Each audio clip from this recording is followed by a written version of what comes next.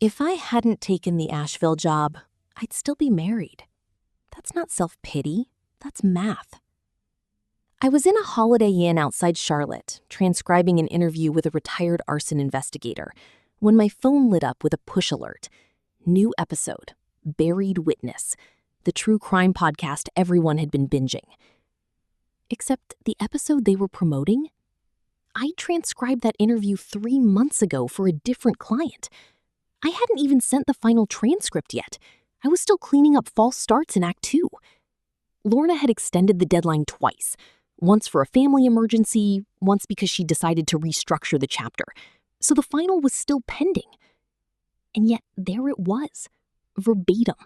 A story about a glass eye and a Pontiac Fiero told exactly the way the old man. Not in a glamorous way. I was not a spy. I was a live audio transcriptionist, which meant I cleaned up the human mess of speech. Half-finished sentences, nervous laughter, coughs, dogs barking during depositions, coffee cups set down too close to microphones. My clients were authors, documentary producers, independent journalists, and occasionally law firms. I was good because I was patient in the exact boring way the job required. I color-coded crosstalk, I kept style sheets, I never guessed at a name if I could verify it. I had an encrypted drive for active projects and a paper shredder in my office that could turn a grocery receipt into gray lint. The Asheville job was for a nonfiction author named Lorna, who was writing about a string of insurance fires in mill towns. She had hired me to transcribe 48 hours of interviews, including one with Don Kessler, a retired arson investigator, with the voice of a man who had spent his life inhaling bad news. Don's story about the glass eye and the red Pontiac Fiero wasn't central to the case. It was one of those strange side trails old investigators take when they're tired. A suspect claimed he couldn't have seen a fire start because his left eye was glass, and Don later found that same man driving a red Fiero with a cracked windshield and no headlights on a foggy morning. He told it funny, with a little wheeze before the punchline. Lorna had marked it maybe cut in her notes. Buried Witness used it in their promo like it was treasure. I sat on the hotel bed in the blue light of my laptop, still wearing the cardigan I used as armor against conference room air conditioning, and played the 38-second clip 3 times. The host said, "Coming Friday, a detail so strange investigators missed what was right in front of them. A glass eye, a red Fiero, and a man who thought nobody could see him." Those were not public facts. They were not in any article I had found while checking spellings. They were not in Lorna's proposal. They were in an interview file on my encrypted drive, and in the draft transcript I had been revising that night. At 11:17 p.m., I called my husband. "Hey," Evan said, sleepy but not surprised enough to be asleep. "You okay?" I stared at the hotel wall, which had a framed print of a rowboat no one had ever loved. "Did you listen to Buried Witness today?" A pause. Small. Almost nothing. "Not today," he said. "Why?" "There's a promo for Friday's episode." "Okay." "It has details from Lorna Patel's Kessler interview." This pause was longer.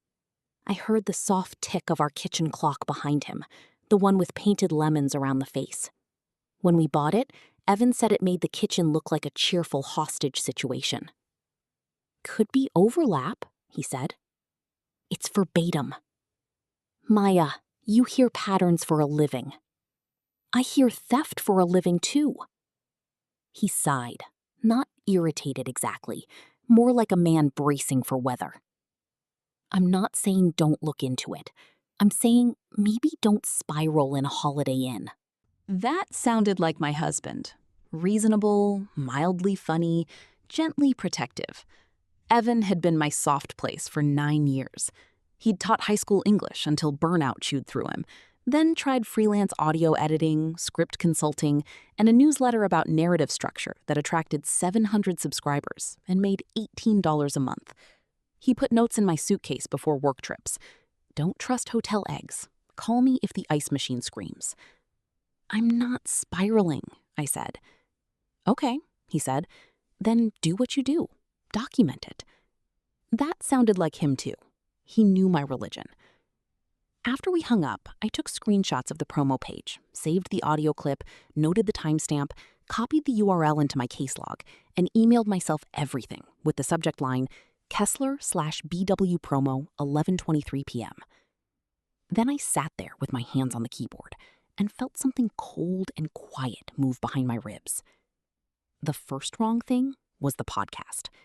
The second wrong thing was the microphone. I found it 2 mornings later, back home, while paying the joint credit card before breakfast. Evan and I weren't wealthy, but we were tidy. Mortgage, utilities, groceries, shared card. I clicked through out of habit and saw a charge from SoundForge Pro Audio for $612.48, dated 2 weeks before Lorna's Kessler session. I frowned at it for a full minute. Evan came into the kitchen in socks, hair damp from the shower, making the face people make when they hope coffee has brewed itself into forgiveness. "What's SoundForge Pro Audio?" I asked. He opened the cabinet for a mug. His back was to me. $612, joint card, 2 weeks ago. "Oh," he said. "Microphone." "For what?" "My side project." I waited. He poured coffee. The kitchen clock ticked cheerfully between us. "What side project?" "It's not ready yet." "Evan, it's just something I'm trying. Audio essays, maybe interviews. I don't want to talk it to death before I actually make it." That was plausible. Evan had been embarrassed by how many things he'd started and abandoned. There were notebooks in his office with titles like Season 1 Arc and maybe American Myths, but local. I knew the soft underbelly of wanting to make something and not yet being able to bear witness. But the charge sat there on the screen, ugly in its precision. What kind of microphone costs $600? The kind that makes you sound less like you're calling from inside a cereal box.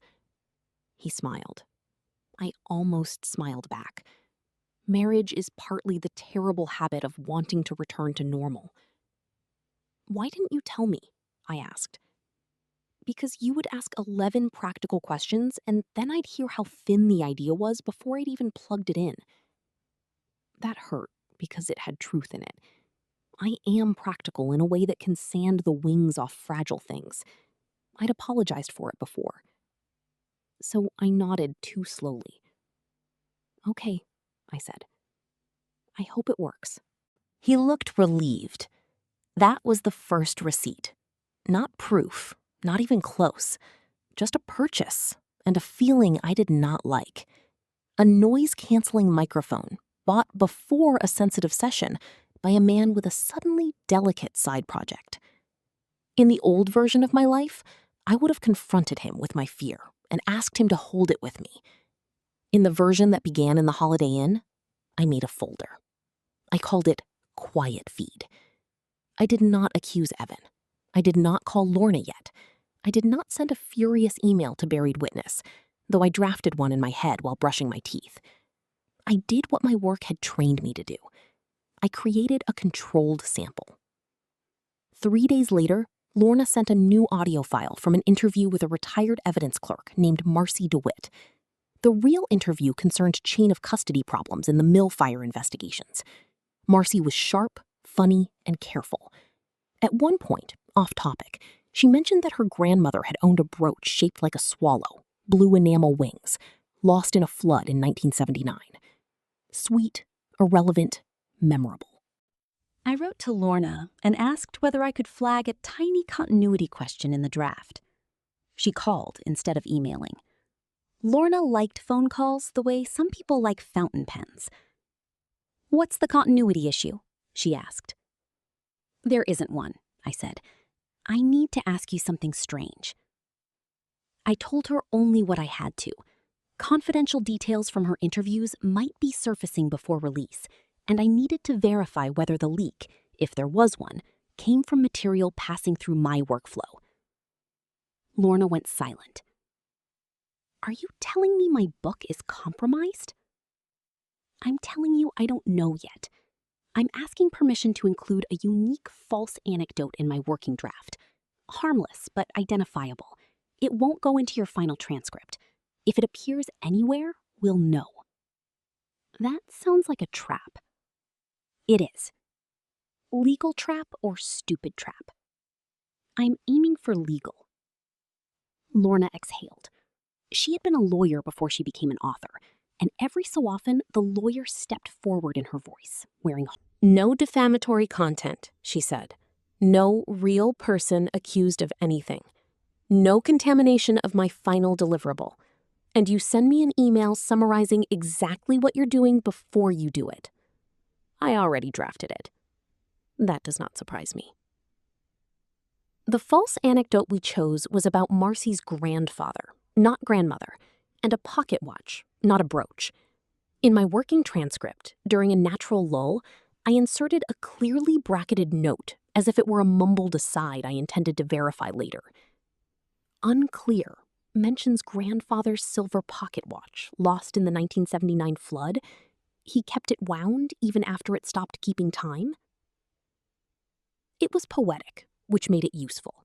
Podcasters love a sentence that arrives already wearing a coat. I did not put that version in the client delivery folder. I did not email it. I saved it only in the active project directory on my work laptop, the same way I saved every draft before cleanup, and logged the time. Then, I waited. Waiting is not passive when you are doing it correctly. Waiting is checking the public feed twice a day and not touching your husband's phone. Waiting is cooking dinner while wondering whether the person chopping cilantro beside you has been selling pieces of your professional life. Waiting is noticing that Evan now closed his office door when he used to leave it cracked. On the 5th day, Buried Witness posted a members get early access teaser on their public site. The host, with that reverent murmur true crime hosts use when they want tragedy to sound like velvet, said, "One witness remembered a silver pocket watch from the 1979 flood, wound faithfully long after time itself had stopped." I listened once. Then I walked to the bathroom and threw up. Evan knocked on the door. "Maya, you sick?" "Bad yogurt," I said, sitting on the closed toilet lid with my phone in my hand and my mouth tasting like pennies. "You want ginger tea?" There are moments when kindness becomes evidence in the other direction and almost breaks you. I wanted him to be cruel, sloppy, defensive, obvious. Instead, he made ginger tea and left it beside my laptop while I saved the promo, screenshotted the page, downloaded the clip, and wrote the time into my log with hands that would not quite steady. The second receipt changed the question. It was no longer, did Buried Witness somehow get Lorna's material? It was, how did my working drafts leave my house? I checked myself first, because competent people can still be the breach. I reviewed cloud backups, I changed passwords, I checked login histories, I confirmed no unauthorized access to my transcription platform. I called the software vendor and asked for a security review, using my calm, professional voice while my pulse banged in my throat. Nothing. The files had not been emailed from my account. No unknown device had logged into storage. The Active Directory was local to my laptop when I worked, backed up to an encrypted drive at night. I did use headphones, but sometimes when an interview had poor audio, I played short sections aloud through my desktop speakers to catch buried words. Evan knew that. He had teased me for making strangers shout about municipal records through the floorboards.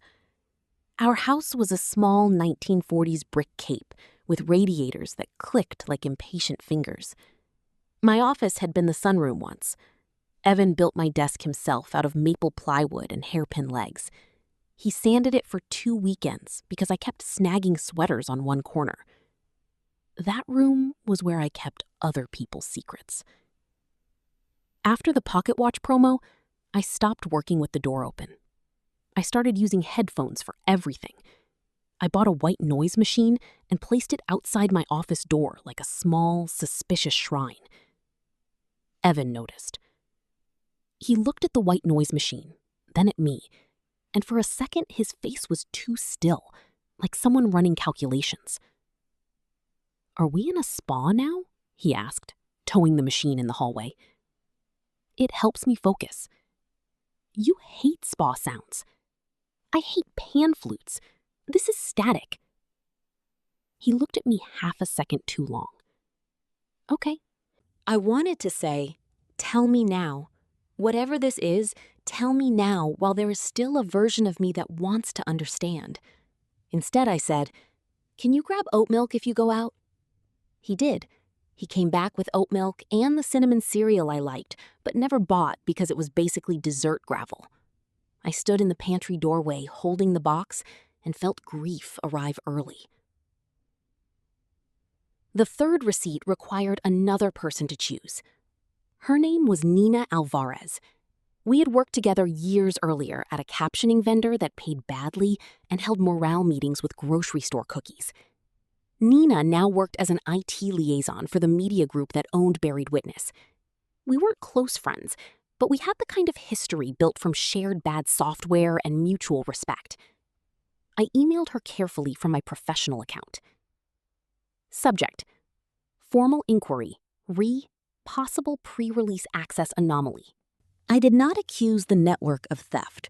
I wrote that confidential client material under my control appeared to match language used in promotional clips for unreleased episodes.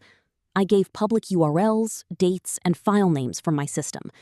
I asked whether there was a channel for reporting suspected improper pre-release access. I did not mention Evan. Nina called after work. I should not be calling from my cell, she said. Then hang up. I didn't say I was going to be smart. Her voice sounded older than I remembered. Maya, what are you asking me to do? Tell me who handles ethics complaints. That's the clean answer. Yes. And the less clean answer? I need to know whether specific pre-production files were accessed before those promos went live, and from where. She laughed once, without humor. You understand I can't hand you internal logs because we used to eat sad cookies together. I do. Do you have counsel? My client is counsel. Cute, but not what I asked. No. Get counsel before you start throwing rocks at a network. I'm not throwing rocks. I'm building a timeline. Nina was quiet.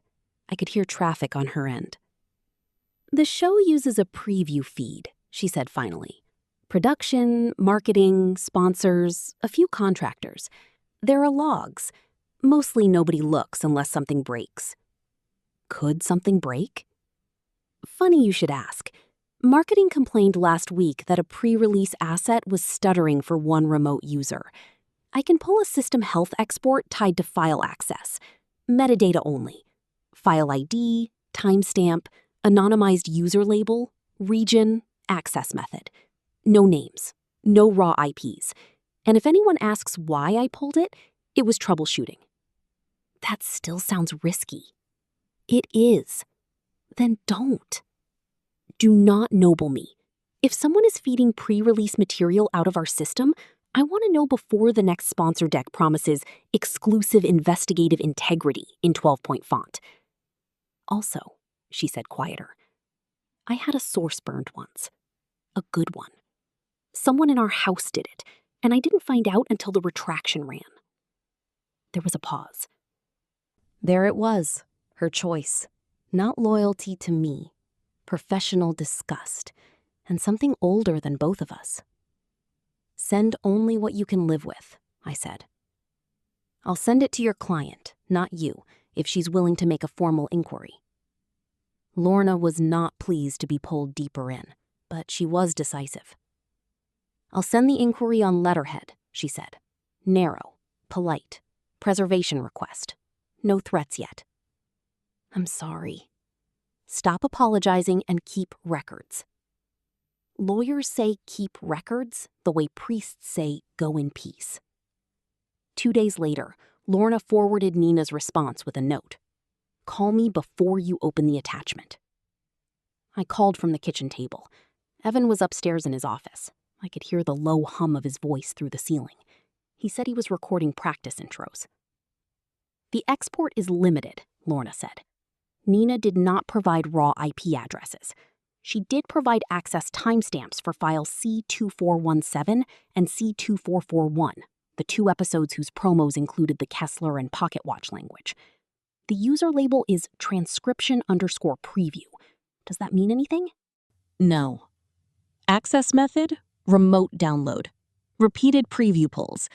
The network confirmed in writing that the source corresponds to the static IP associated with your home ISP account. You can corroborate from your billing. Lorna's formal inquiry had included my home static IP from my bill. She'd asked the network's legal counsel to confirm whether the user label accessing those files matched that address. Their response did. My hand went flat on the table. What times? For C2417, first download April 18, 9:42 p.m. Second at 10:06 p.m. For C2441, May 7, 1:18 p.m. and 1:23 p.m. April 18. I checked the calendar because feelings are not receipts. April 18, I was in Cincinnati for a live deposition job. That ran late because one attorney insisted on pronouncing fiduciary as if it were an exotic bird. My flight confirmation, hotel folio, and invoice would place me hundreds of miles away. May 7 at 1:18 p.m., I was at my dentist, having a cracked molar evaluated. But April 18 was enough. Who had access to your home? Lorna asked. My husband. Anyone else? No.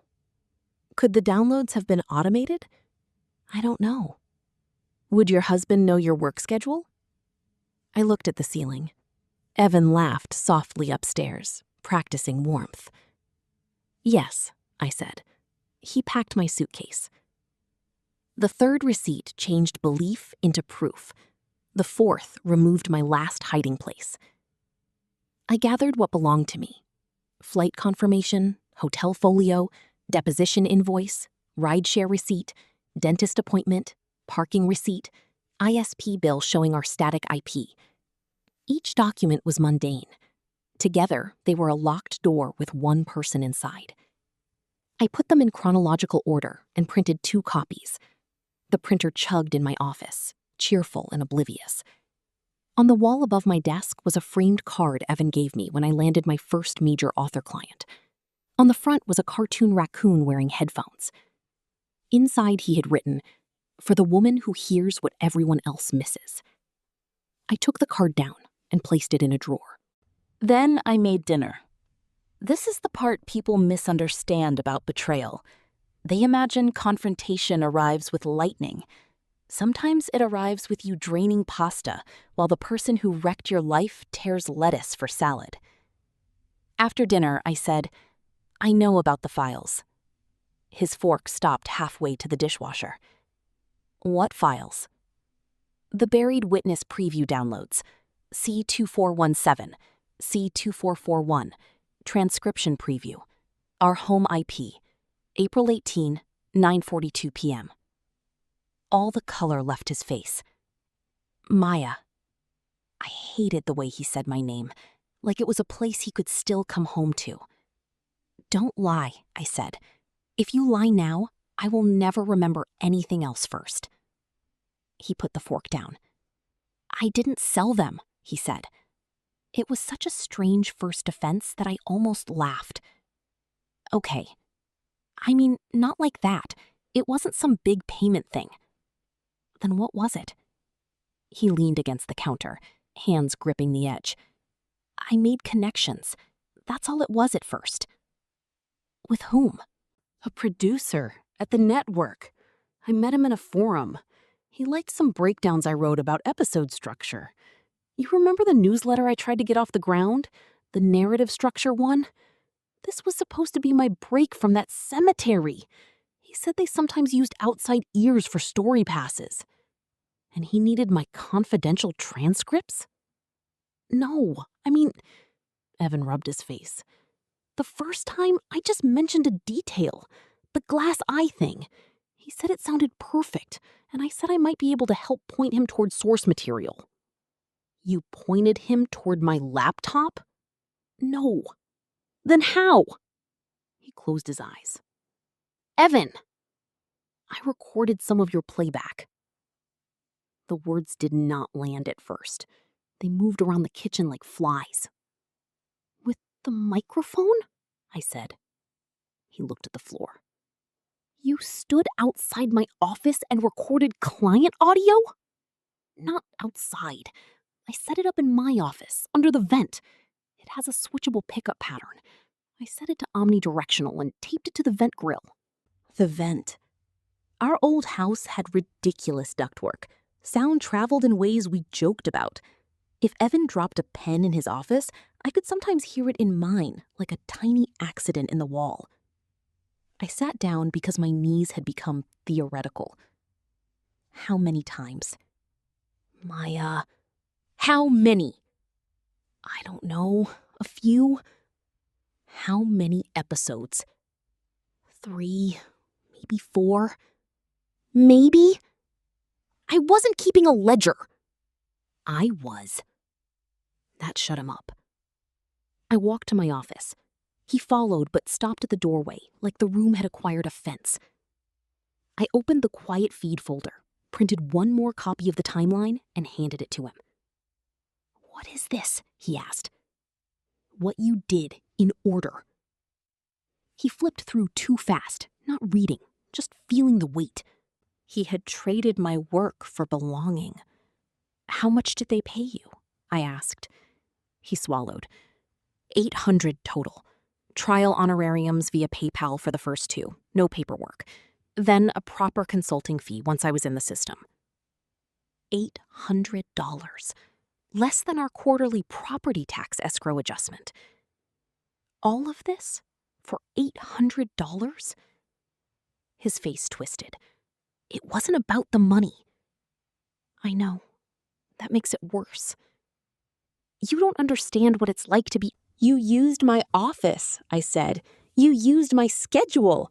You used the fact that I trusted you not to turn our house into a listening device.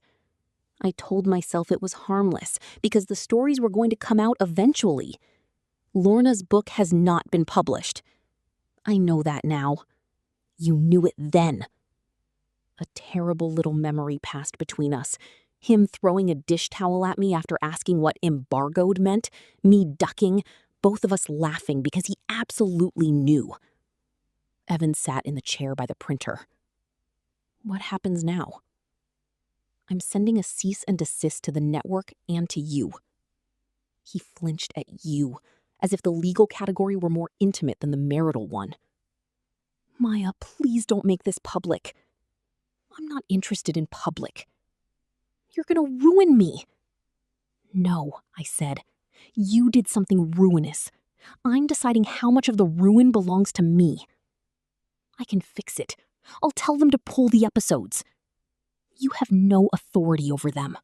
I can email Travis. Travis? The producer.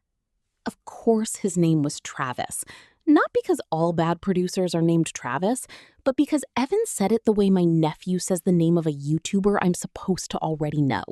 Like the real world was just a boring hallway outside a very important club. You will not contact him except in writing, copy to me and Lorna after the letter goes out. His eyes sharpened. Lorna knows?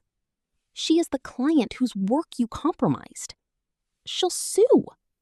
That is her decision. You're my wife. I was also her contractor. I had obligations before you broke them. He stood suddenly, then stopped himself. There was no violence in him, but there was panic, and panic expands to fill whatever room it is given. I'm sorry, he said. I am. But an ethics complaint? Maya, I just got accepted onto that freelance roster. What roster? For deposition summaries, remote work, transcription adjacent, not your clients. With whose references? He did not answer. I understood then. Evan had been trying to move into my field, or near it, where confidentiality is not decorative. If I filed an evidence-backed ethics complaint with the Regional Transcription and Language Services Association, he would be radioactive before he began. Not because I had influence. I didn't. Because the documents were clear. "You used me as a resume," I said. "No, Maya. I wanted to be good at something."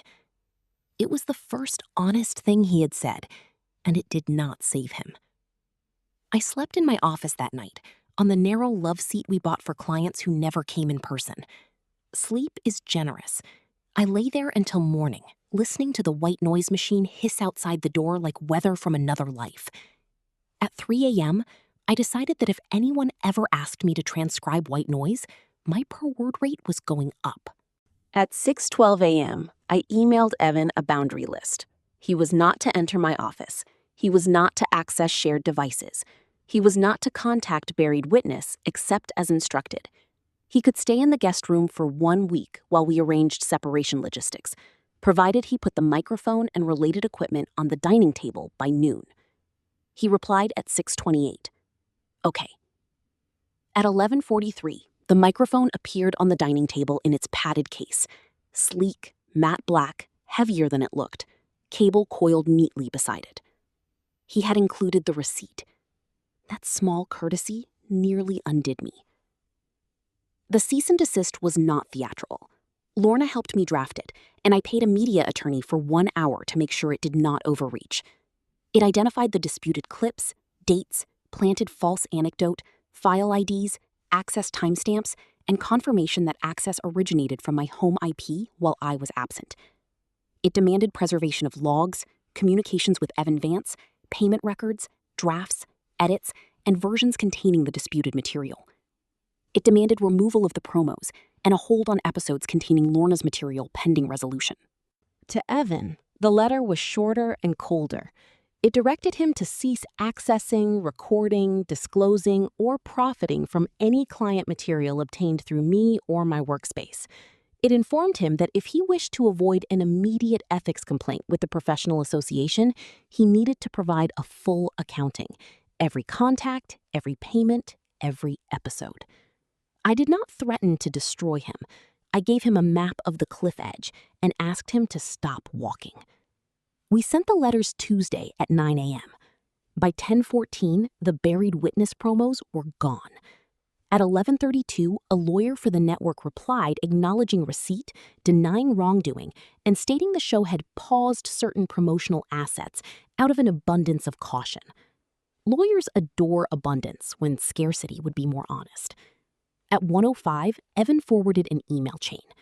It was not everything, but it was enough. Travis Bell had met Evan in a private podcasting forum. Evan had sent story texture from a source close to early research. Travis praised his ear, asked for more, sent PayPal honorariums, then a contractor onboarding link for narrative research consulting. No one wrote, "Please steal your wife's confidential work product." People rarely label the door to hell. They write things like, "Any additional color before this goes wide?" Evan added a note. "I'm sorry. I know that doesn't help. I'll send the rest." He did, over the next 2 days. Not because he became noble overnight, because the consequence had formed now, and form scared him. Still, he made a choice. He gave Lorna the emails, PayPal records, contractor payment, forum messages, and a list of 3 episodes touched by her interviews. Lorna made her own choice. "I'm not suing you," she told me. I was sitting in my car in the driveway because every room in the house seemed to contain a listening angle. "You should," I said. "I said I'm not suing you. Don't argue with your own good fortune. I failed to protect your material. Your husband bypassed reasonable protections inside your home. That is not nothing, but it is not the same as you being careless." "It feels the same. Feelings are not findings." I laughed once, badly. "I am pursuing the network," she said. Quietly, at first. "They will pay for independent review, remove my material, and sign terms with teeth. As for Evan, I haven't decided. He's applying for confidentiality-based freelance work. I know. I'm filing the association complaint if he doesn't withdraw." Lorna was quiet. "That would be fair." "It feels cruel. Fair often feels cruel when you loved the person." That sentence sat with me for a long time. Evan withdrew his application before my deadline. He sent me the confirmation. He also signed an affidavit Lorna's attorney prepared, laying out how he had recorded audio bleed from my office, shared details with Travis Bell, and received compensation and access in return. The affidavit was the hinge. With it, the network could no longer pretend the issue was coincidence or parallel research. Buried Witness never aired the Mill Fires episode in its original form. 3 weeks later, the network released a bland statement about source review irregularities and strengthening contractor protocols. Travis Bell's name disappeared from the staff page. Whether he was fired or gently allowed to pursue exciting opportunities elsewhere, I never learned. Lorna negotiated a settlement I was not party to. She kept me on the book after I offered to step away, which was mercy, but not soft mercy. "I'm giving you the remaining files through a secure portal only," she said. "No local drafts beyond active work. Headphones always. Confirm deletion in writing." Of course. And Maya? Yes? Don't make me regret it. I won't. That was the heaviest kindness I received. My marriage ended without one cinematic scene. Evan moved to his sister's basement in Durham with 2 suitcases, 3 boxes of books, and the office chair he insisted was bad for his back until he had to leave it. We divided things by spreadsheet because I could not bear the intimacy of arguing over plates. He took the lemon kitchen clock. I let him. I could not stand its cheerful ticking. He tried for a while to explain himself in emails that began with, "I've been thinking." I read the first 2 and then made a rule. Logistics only. The practical consequences did their work. Evan did not join the freelance roster. Later, when he failed to disclose the incident on an application to a smaller vendor, the professional association received the limited notice and affidavit. He was barred from confidentiality-based assignments through that platform for 3 years. Not forever, not exile, a consequence with a calendar, which felt more humane than my angriest self wanted and more severe than my grieving self could comfortably watch. The house became impossible. At first, I thought I could reclaim it by rearranging furniture. I moved my desk. I took down shelves. I hired a contractor to seal the vent between my office and his, while he tactfully pretended not to notice me crying over ductwork. It did not help. Every sound in that house had acquired suspicion. The radiator clicked, and I wondered what else had traveled through metal. The shame was not rational, but it was durable. I had built my identity on care. I had told clients, "Your material stays with me." I had meant it. The breach had come through the one place I had not thought to defend, because I thought love counted as a lock. When the realtor suggested staging my office as a sunny, creative flex space, I almost told her the truth. This is where my husband turned confidential interviews into social currency. Instead, I said, "That sounds good." The house sold to a young couple with a baby and 2 elderly dogs. During the inspection, one dog fell asleep on the floor of my former office in a patch of sun, snoring with heroic confidence. I took that as a blessing because I needed to take something as a blessing. Lorna's book came out 14 months later, with a different structure and none of the stolen flourishes. In the acknowledgments, she thanked the professionals who understand that silence is a form of stewardship. I read that line in a bookstore aisle and had to sit down between memoir and regional cooking. Nina kept her job. I sent her a plant as thanks, because flowers die too quickly and money transfers felt cursed. She texted me a picture of it on her desk with the caption, "Your paranoia fern is thriving." I still work in transcription, though differently. Smaller client list, better contracts, no speaker playback. A security consultant helped me set up systems that would have impressed old me and irritated old Evan. I moved into a second-floor apartment over a bakery, which sounds charming until you learn that croissants begin their lives at 4:30 in the morning with a mixer that has no respect for healing. Still, the building is mine in the ways that matter. No shared vents, no office under someone else's ambition. For months, I avoided unpacking the last box. It sat in the corner of my new office, sealed with blue painter's tape and labeled MISC Desk/Audio. I knew what was in it. The microphone from SoundForge Pro Audio. Evan had left it behind, on purpose or by accident. When I asked during the division of property, he said, "I don't want it." Neither did I. But throwing it away felt too easy, like pretending objects absorb guilt and remove it from people. One rainy Saturday in November, I opened the box. The padded case was at the bottom, under old USB cables and a ceramic mug from a conference in 2018. I lifted it out and set it on my desk. For a while, I just looked at it. It was a beautiful tool. That annoyed me. Matte black, precise, engineered for clarity. The kind of object that does exactly what the hand holding it asks. That had been the problem, of course. Tools do not have ethics. People either bring them or they don't. I plugged it into my computer. Not to record. I had no secret to catch, no trap to set. I opened the monitoring software and turned on the noise-canceling function, the one designed to strip out room tone, HVAC hum, distant traffic, the bakery mixer downstairs, the world insisting on entering. Then I put on my headphones. Silence arrived so completely it felt physical. No radiator clicks, no lemon clock, no vent carrying a voice from one room to another, no host murmuring stolen details into an audience hungry for the next terrible thing. Just the soft, protected absence of sound. I thought about that first question in the Holiday Inn, the one that broke my life open. Why was a podcast using words from a session that had not yet become public? I knew the answer now. Because someone I loved mistook access for permission. Because a network mistook hunger for talent. Because I mistook trust for a security plan. The silence did not fix any of that. But it held. I sat at my maple desk, the one Evan had built and I had kept, with its sanded corner smooth under my wrist.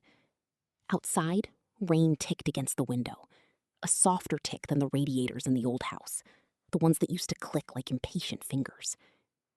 On my screen was a new transcript, a new client, a voice waiting for me to listen carefully and keep faith. For the first time in a long time, no one else was listening with me.